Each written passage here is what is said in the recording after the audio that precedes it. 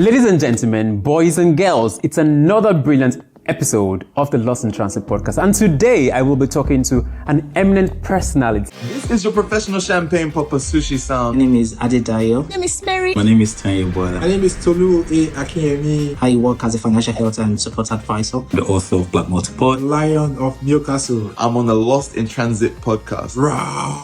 The Lost in Transit podcast. Lost in Transit. The Lost in Transit podcast. And we're discussing something very, very, very crucial. And it's about turning your passion into profit in a new land like the UK. Especially for migrants who have just relocated and are thinking how can they make the most of their passion and their knowledge. Today, the conversation is going to be very exciting and also very, very enlightening. I have in the studio a very professional photographer with a clientele that is as long as what you can imagine can be. Thank you very much, Dami, for joining me today. Thank you very much for having me. Great, it's great to have you. It's good to be behind the camera. Yeah, as well. And it's very interesting that I have to pull you out of your busy schedule, so it shows how really busy you are. It gets like that sometimes, and Sometimes. I think everything is just about having time for everything. So it's not a problem for me. Interesting. That's what professionals say. They present like it's very easy, but I know it was not easy getting here, and that's what we're going to be unpacking today. All the challenges, all the sacrifices you had to make, all the positioning you had to make to ensure that you are now one of the most sought after photographers in the UK. Even are you not? You said that, you know me. Right, but then that's the idea, yeah. So you please share with us all that it was that you did for you to get to this point. But before we start to ask that question, let's go back in time. Yeah. What was growing up like for you? Right. I grew up in a Christian home. You know, I'm the last born of five kids. You know, and you know what it feels like growing up in a Christian home. My parents were not the strict parents. They let you do what you wanted to do. You know, we were shown the good from the bad at the early stage in life. You know, so it's now up to you. Do I want to go this way or do I want to go that way? You know, so I mean, but obviously, What way did you go? Obviously, the good way. I mean, I grew up in church, play all instruments. No one taught me how to do this. Always just behind the instruments, watching people do it. You know, everything is just about church. Everything is about doing the right thing, you know, at the right time. You know, so I'm thankful for my parents. I feel like if there's any way, I don't think there's any better way for me to have been brought up than the way my parents have brought me up. You know, so it was really good because we could mix up with the richest people. We could mix up with the low class as well. We could do all these things together. Right. And where did you find photography? Oh, tell me about your time. Where did you grow up? Was it I grew up in Lagos, Agege. Oh, nice. See, Agege boy, but don't look it though. You look so really I fresh. actually was born in Mushin. Then a few months later, we moved to Agege. So it's not even Agege, it's Aege. That's what we call it. What do you call it? Aege. Hey, I love it. I love it. Teach me again. Aege. Aege. We removed the G from it. Yeah, I love it. That's where we grew up. Nice. You know, so then from there I moved to Ikeja. Okay. You know, so, but yeah, that's my. But you're very posh. You don't look like a Agege boy. I can bring that other side if you want me I want to see it. Oh man. Right. So where did you find photography though? Oh yeah. So that was when I was in University of Lagos. So I started with diploma in University of Lagos, and we were 4 friends. Right. We just sat down. We're just like, yo, what can we do to make money? You know, like we literally have to start making money now that we're in the university. We can't keep relying on our parents, you know. And we all ventured into photography. 3 of us ventured into photography. One of us is in London. He has his own studio in London now.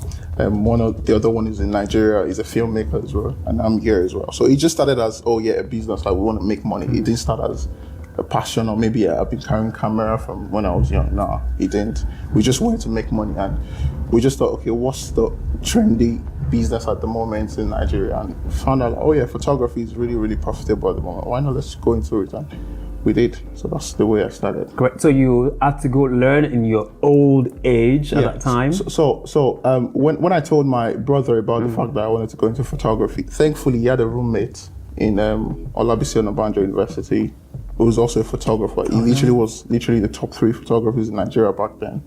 So he's called Jay Gates. And he just called him up like, yo, my brother wants to learn photography. Oh, bless. Take him along, and that's how he took me along, you know. So literally, I am an embodiment of what JG that's taught me. That's why I can't talk JG's about visual, yeah? JG visual, Oh, yeah. right, I didn't So know. I can't talk about my success in photography and not mention him. Everything I am right now literally is 80% of what it is. Yeah. Great. Yeah, so great. big ups, JG, wherever you are. Big ups, big ups, big ups. So when did you decide to go? Because it sounds like you were having a good time in Nigeria as a photographer. So why did you decide to move to the UK? Yeah, good question. I was doing well. We were doing well in Nigeria. I had my own studio in Nigeria in Bagada. It was co-owned by one of my colleagues, Wale Shita. We were doing well, doing weddings, traveling. I think I've been to about 30 states in Nigeria before moving on to the UK.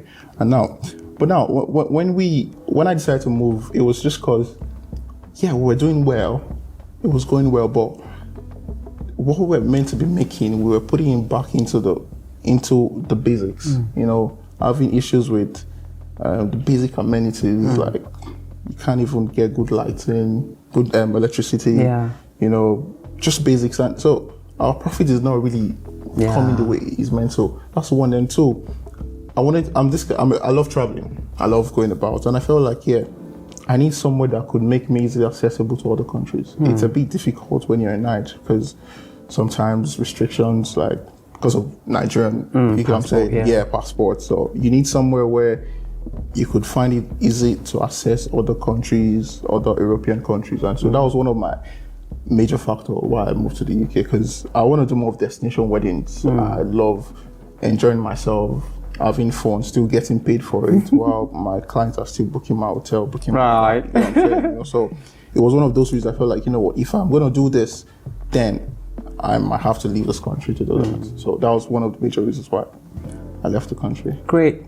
So tell me about when you moved into the UK. What was the experience like for you when you newly moved, before you found your foot? We're going to get to how you've become what you've become now. Yeah. But how did you find your footing in being a new photographer who's just landed in the UK? The first few months, were you trying to spread your tentacles? Good question. I think when you move, who you mingle with is so important. It set the tone. It could set the tone for your future. You know, if you mingle with the right people, you might go faster. Right. You know, if you don't mingle with the right people, if you want to do it on your own, it could take more time. You get what I'm saying? And I was so lucky to. So when I moved to the UK, I think 2 weeks later, my cousin wanted to do a pre-wedding shoot. Obviously, he knows I'm a photographer, and it was like, oh yeah, I have my own photographer though. I'm a videographer, but you can come along, see how things are done. I was so happy to go, and that was where I met someone there. And guess what? The person I even met was also assisting the main photographer. Right. You get what I'm saying? And he just saw me and was like, yo, bro, I'm a videographer. Anytime I need a photographer, I can always call you. And I'm like, yeah, this is my work. He was like, oh, wow, da-da-da-da-da. And that's how it is. So anytime he's having a video event, he tells his clients, oh, I have a photographer if you need a photographer. So I kept going out with him. So that put me in the right place, put me in the right space, you know? So I didn't have to start thinking, oh, I don't have nobody. Immediately I started meeting people, you know? I started networking as well. Obviously, it's my own job, you get me? So it was easy for me to, and I'm very good with networking, like talking to people. So it was so easy for me to transition from Niger down to the UK because I met the right people. And from there, I started meeting other photographers as well, other vendors as well. So it was having the right people, like overall, is so important if you want to go fast and go far as well in this field. Right, interesting. Right, we're going to digress a bit and talk about your passion. Obviously, you mentioned earlier it was more because you wanted to find a business to do, but now it's been how many years now? I started in 2014. Right, that's about, my mathematics is horrible. That's about 11 years now. 11? Yeah. Okay. To be fair, I started 2012, but that was when I was still with Jiggits. Right. But when I started the business part of it was about 2014, 2015. So it's been a decade doing the business. They should throw a party for that. It should be. Please say yes. Say yes. It's going to be a party, yes. We'll let you know. Right, so now it has definitely must have, evolved into a passion for you at this point absolutely. now. So do tell me, what is that one thing you love about photography? Tell it to me. I like to know. Yeah, meeting people. Yeah, meeting people of diverse culture as well. Right. It opens your eyes. Photography opens your eyes. That's very ironic because I think you used to close your eyes to take a shot. Good question. I mean, I like that, but I mean, it opens your eyes to see that Right. there is a different part of the world as well. There's a different part of culture from where you're from. I mean, I'm Yoruba.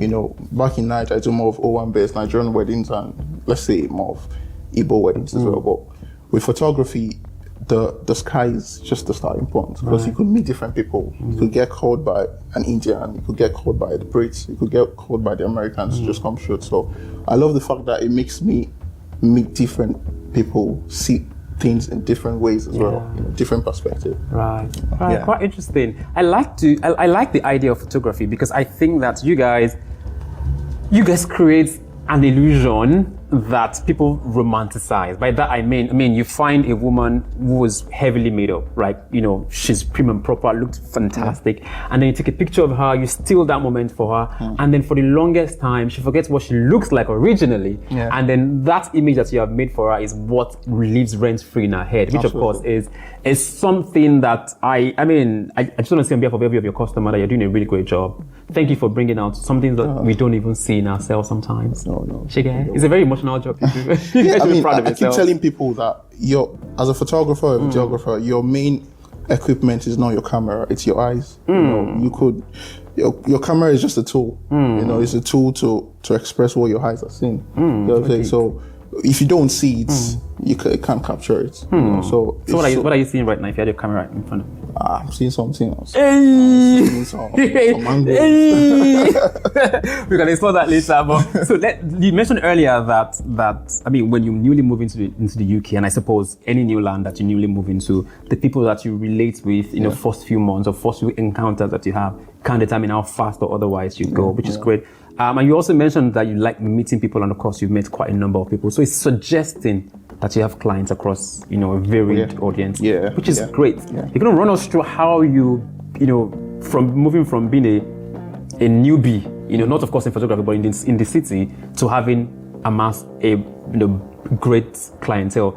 But let's talk about this thing that migrants usually, you know, this belief that the migrants usually hold their hearts, that you have to do certain types of jobs to get by. More importantly, that it's almost very impossible, especially if you are in the, for want of conversation, artisan field, which of course photography falls into.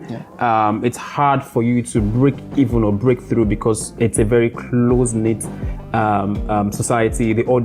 Your audience, people you're looking to capture, already have their photographer there. They think that maybe a white person will shoot them better, will understand the landscape better, and things like that. What's your take on that? Good question. I feel like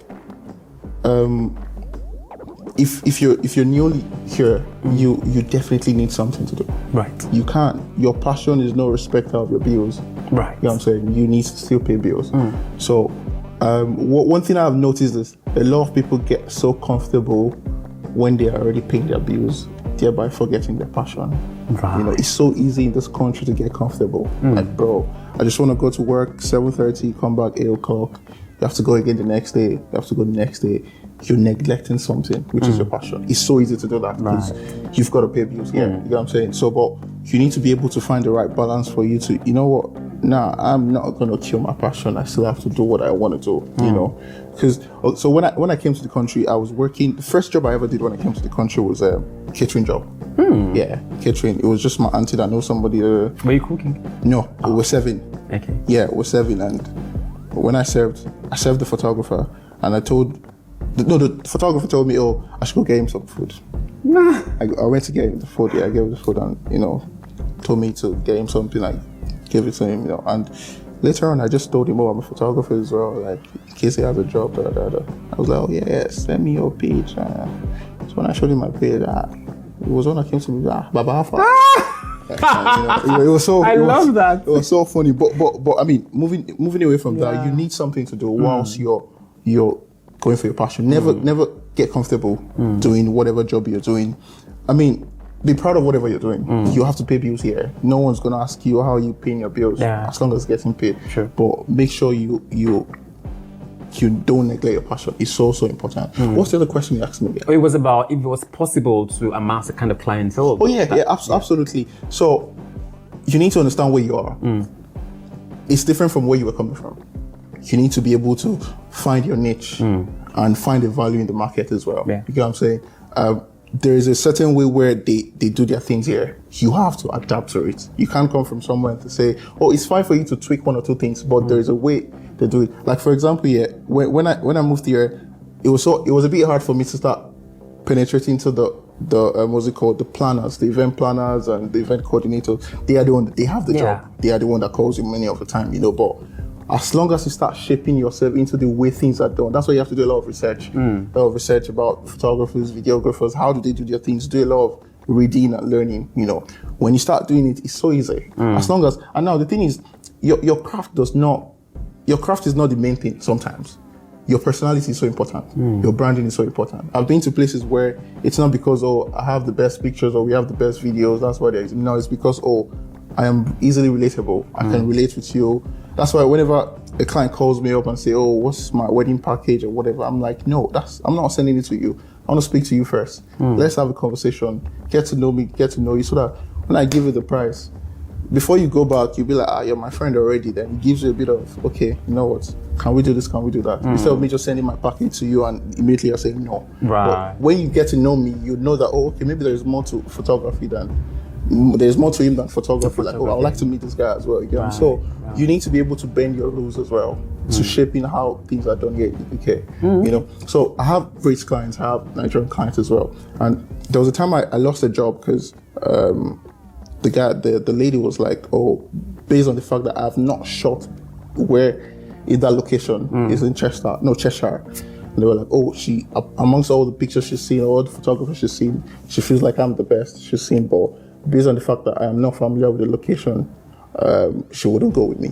So guess what I did? 2-3 months later on, I went to shoot there, like my own personal project. Right. So sometimes you have to bend your rules. It's not about the money.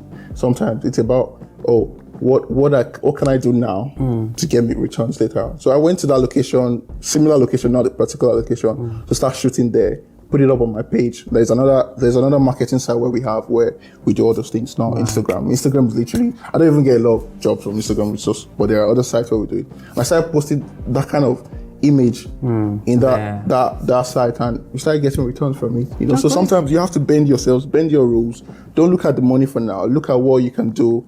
Create a portfolio, and before you know it, you start getting calls. You'll be the one tired of calls. Yeah. Right, interesting. Speaking of Instagram, because I wasn't on your Instagram a couple of days ago, and I saw that you've been lifting weight and trying to keep the body. Is that part of the things you used to? No, it just helps me mentally. Oh, that's all right. Just want to be sure that it's not like a good to go. So we do usually have letters from anonymous listeners, and we've got one here, and it's in line with what we're talking about, which is also about turning your passion into profit. I'll read it here for you. It says, Deja Pajanti's team, I'm an established makeup artist, or I like to think. Okay, she says she's an established makeup artist who is moving to the UK in 2022. Upon moving, of course, she moved. Okay, I'll just read it verbatim. I moved into the UK in 2022. I started out as a student, and now I'm done with schooling and unsure what next. I am torn between going for the regular customer service role, amongst other things, but every time I consider such, I remember that I was an established makeup artist back home in Nigeria. Not only was I established, I was also very good. I still am, if I do say so myself. I am torn between going on to pursue the money through the jobs that are available, or building my passion for makeup. I am confused and I need an idea as to what to do. If possible, a template as to how to make my makeup passion turn into profit, because in this country, it's all about the money as the bills come in every month. Right, this individual obviously torn between, should I go on for my passion? How do I turn my passion into profit? Or do I just go with the flow and just get a job so I can every month recycle the money and pay the bills and everything? For that kind of person, I imagine that were you ever at that point in your life where you thought, okay, here's the UK, bills are coming in every month. Do I need to decide now? Do I need to go for a job, or do I need to follow my passion? And how easy was it for you to make that decision? You have to do both at the start. Right. I would lean towards saying, get a job first. Get a job, pay your bills, but never forget your passion. Right. So don't be too comfortable where you now forget your passion.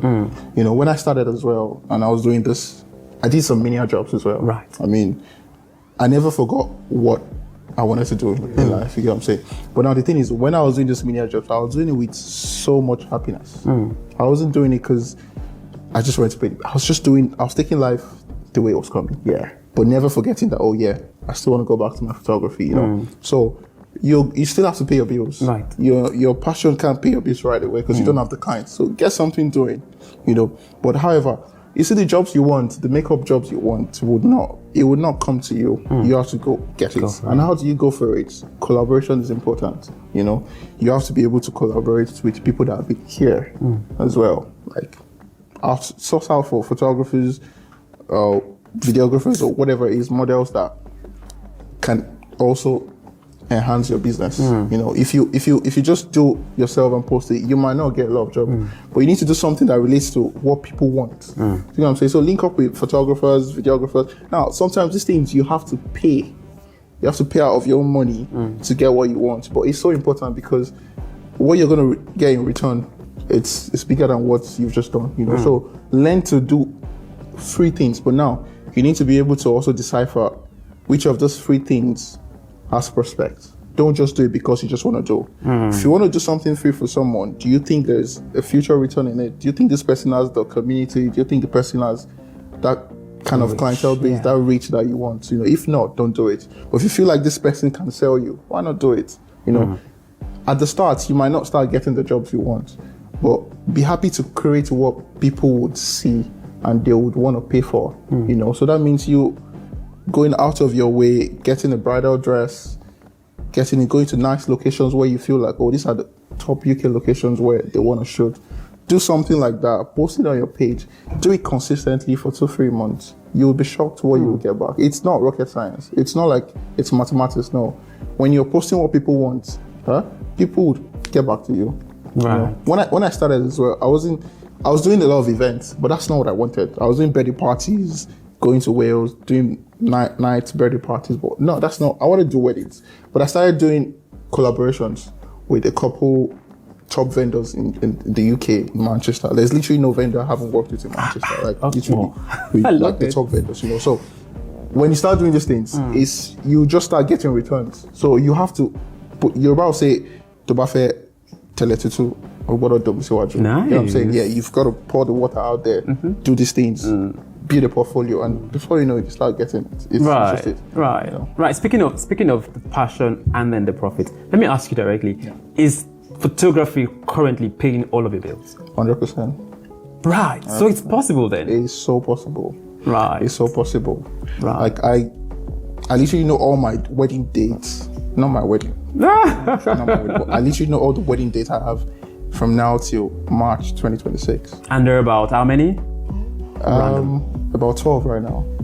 12 weddings that we have, apart from other events and all these things. You know, so it's so possible that your passion can pay your bills. Right. I mean, for a client to want to fly you to Dubai, fly you to Portugal, fly you to Ireland, then that means you're creating a value. Yeah. You know, so what people don't understand is you have to create a value as well.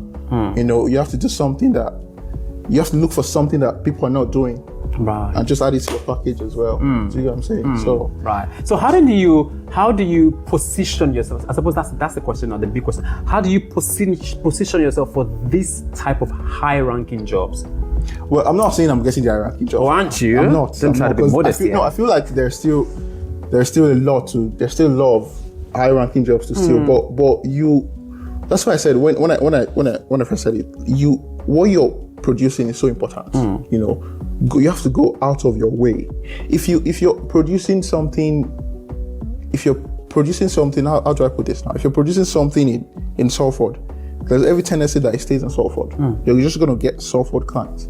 If you're producing something that is in Chester or Cheshire or Altrincham, these are the top places, that's what you're going to attract as well. So before a Salford person can call you to come and do something that is literally above their own reach, they'll know that they have to pay for it. Yeah. You know, so Cheshire, Chester, in Manchester, Altrincham, these are like the big places here. And I've shot there, posted it, they've seen it, they know what the average is like for photographers over there and videographers.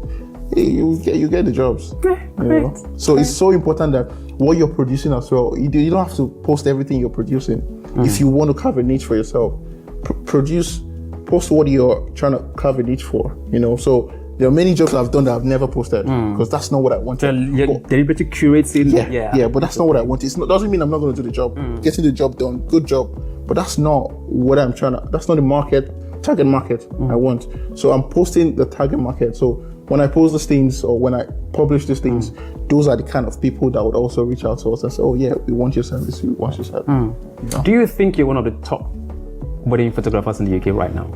No. It's a yes or no? Oh, great. Interesting. Absolutely. Is that you being modest? No. Okay, great. So what do you think it takes? What do you think is missing yet at this point in time? I think the branding. I think the branding is still missing. And I mean, I've just been here 3 years now. There are people that have been here 20 years. People that have been here 30 years. It's not our fault anyway, it's our will, but I think we're getting there. There's still a couple of things that are missing. Branding is still missing. Not the quality is good. You know what I'm saying? I think what we see too is different, so I think the branding and what I see is still missing. I need to be able to train my eyes to see something different from the ordinary. Right. So when you start training that, then I think it's easy for us to get there. Right. So it's a journey for you. Oh yeah. It's a journey, and I believe we'll get there. Great. And it's very refreshing to have you say, admit that it's a journey for you, because most people would just have said yes. No. Yeah, there's still a long way to go. There's still a lot of clients you want to mix with, So there's still a long way. Right. But we would definitely get there. Great. And I'm counting on God and luck to shine on you so you can get there in short time. Oh yeah, absolutely. Great. Absolutely. Great. Prayer. God is a key factor as well. Absolutely. Because I think grace is important. There are so many places where you want to get to where your craft cannot take you, but it's just the grace that will take you. So you can never miss with the God factor. Never. Absolutely. Absolutely.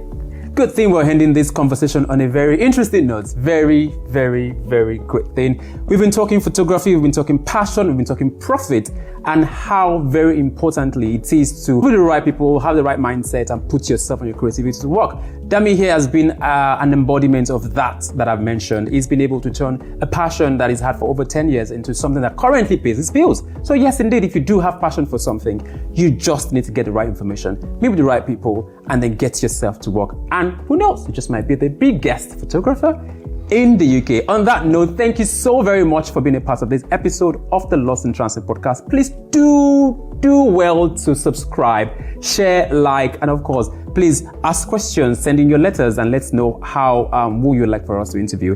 Until next time, thank you so very much once again, and thank you, Dami, for being a guest on this show. Having me, yes. And thank you too for watching. Have a great day.